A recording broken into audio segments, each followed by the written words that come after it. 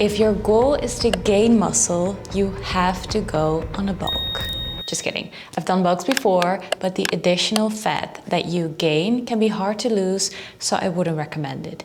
Instead, you should go on a cut and focus on fat loss first, and then build muscle after. I remember when I started my fitness journey and I was doing my research, I felt like I was in the middle of two camps. One screaming, you should bulk, and one being convinced that almost everyone should start a fat loss journey first. And I was just in the middle, overwhelmed and unsure. And most of all, I was thinking, what if I want both? So let me introduce you to something special called body recomp. Now this is not for absolutely everyone, but luckily it is probably suited for you. Body recomposition, or recomp, is one of the most misunderstood goals in fitness, simply because it's not as exciting as talking about doing a bulking phase or doing a dedicated cutting phase. And you're essentially doing both at the same time. So what's the downside? Well, first of all, as I said, it is for a lot of people, but it's not for everyone.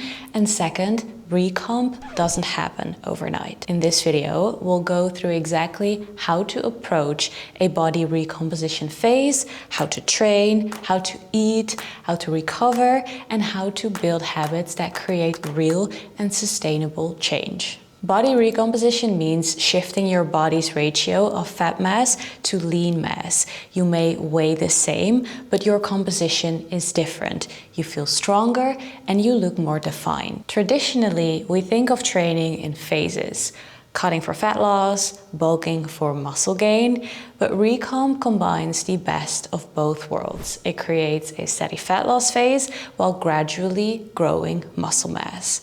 But as I mentioned before, it's not for everyone, but it's also not just for a small percentage of people. Body recomp is often most suited for beginners who respond quickly to new training and nutrition habits. If you are untrained, you can pretty much do anything and still get progress. So use this to your advantage.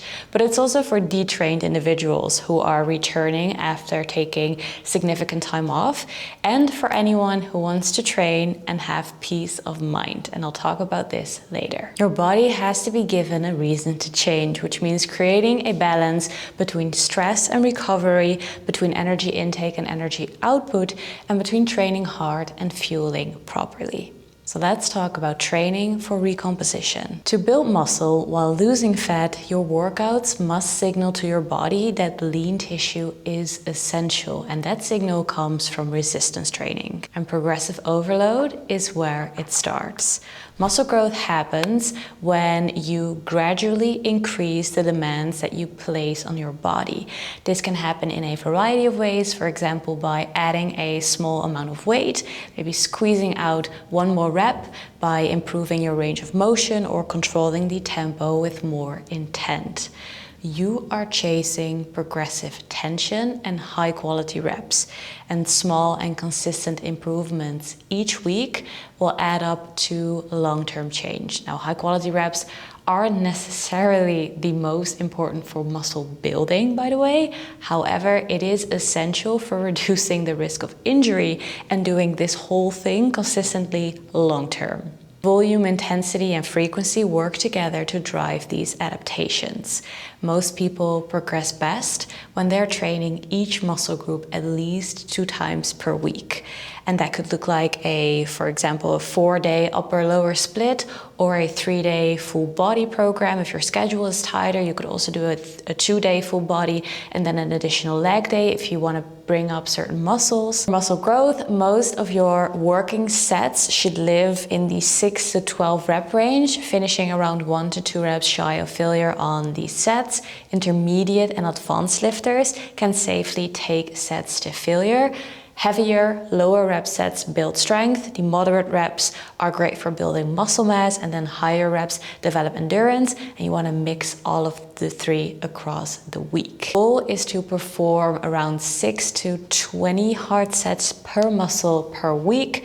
This depends on your experience level and your recovery capacity. Low intensity, steady state cardio, think incline walking, cycling, or a light jog, support heart health and recovery, and a couple of sessions per week paired with a step goal of, let's say, 8 to 10K steps per day will keep your energy output high without interfering with your strength training. High intensity cardio, I love it. I think it's fun. It can be used sparingly, but remember, in recomposition, the goal is to preserve performance and not to drain recovery. So high intensity cardio, use it wisely. And then consistency and patience are what make training work. You don't need new workouts every week. You don't need new exercises every week. You need to master the same movements week after week with progressive overload. So let's talk about nutrition, where most people overcomplicate things, especially when it comes to recomposition. So for body recomposition, the goal is to create a slight calorie deficit. Say, start at 10%, maybe 15%, while keeping your protein intake high. So we're not doing an extreme cut, we're just doing a small reduction in calories to encourage fat loss without compromising muscle growth. Keep protein around 1.6 to 2 grams per kilogram of body weight per day.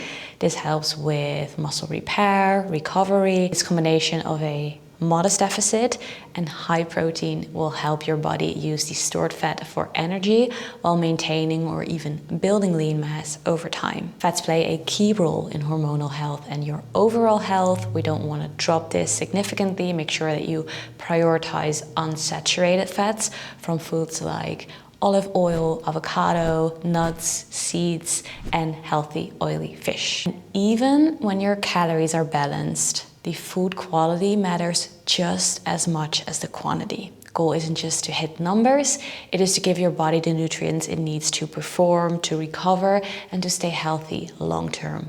Prioritize whole, minimally processed foods, keep you full, stabilize your energy, and that support your recovery. And then build your meals around lean protein sources, high fiber carbs, healthy fats, and plenty of colorful fruits and vegetables. Micronutrients, the vitamins and the minerals, play a huge role in muscle function, hormonal balance, in energy production, and just your overall well-being.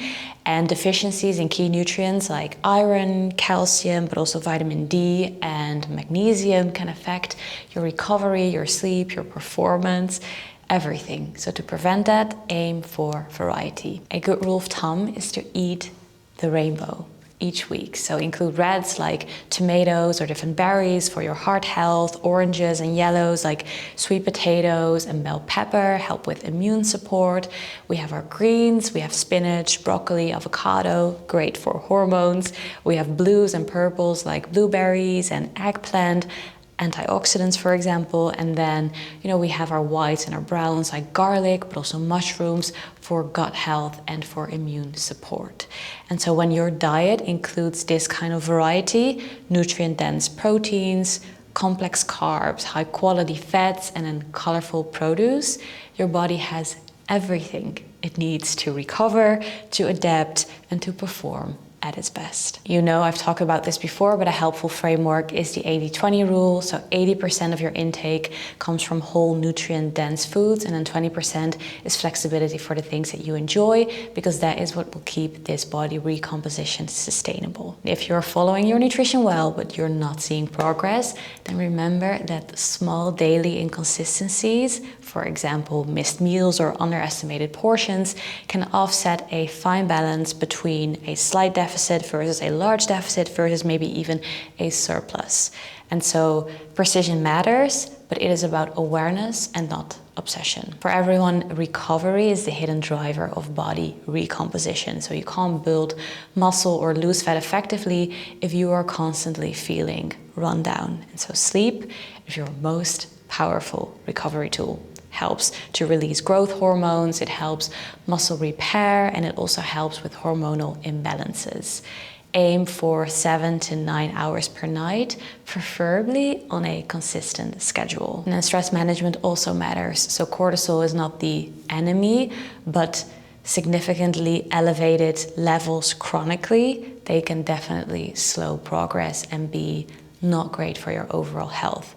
And so think of managing stress like managing your training load. So you can push really hard in the gym, but only if you balance it with recovery outside of it. Body recomposition is slow but steady. So the scale might not move much. Sometimes it doesn't even move at all, but your progress will show in other ways. For example, you can keep track of your gym performance.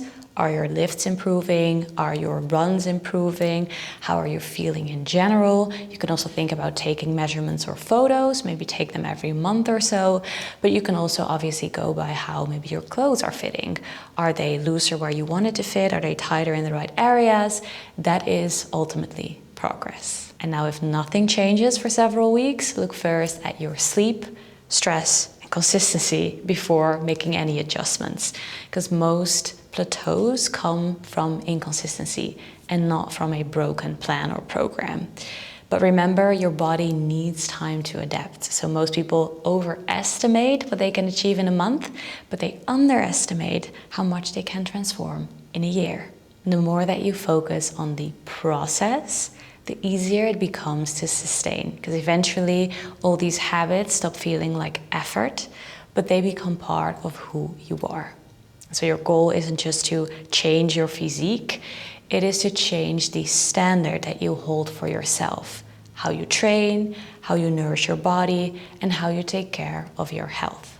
I mentioned recomp being suitable for beginners and for detrained individuals, but also for anyone who wants peace of mind. So after I turned 30, I realized that for most people, recomp is a great place to be in. Unless you are super shredded, a recomp allows most to make progress in the gym without having to dedicate a lot of headspace to your fitness journey.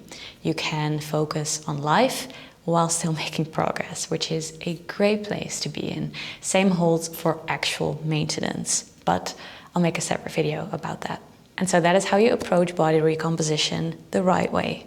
Train with purpose, eat with awareness, recover fully, and stay patient. If you're ready to take the next step, you can get my app. I'll leave it in the description box down below. You can personalize your training, you can track your workouts, you can access recipes that make nutrition feel simple and sustainable and aligned with your goals. So whether your goal is building, cutting, or recomposition, the foundation is the same. Master the basics, stay consistent, and give it time. Because real change doesn't happen overnight, but it happens for those who keep showing up. Thank you so much for watching this video. I hope you enjoyed it, and then I'll see you in the next one. Bye guys.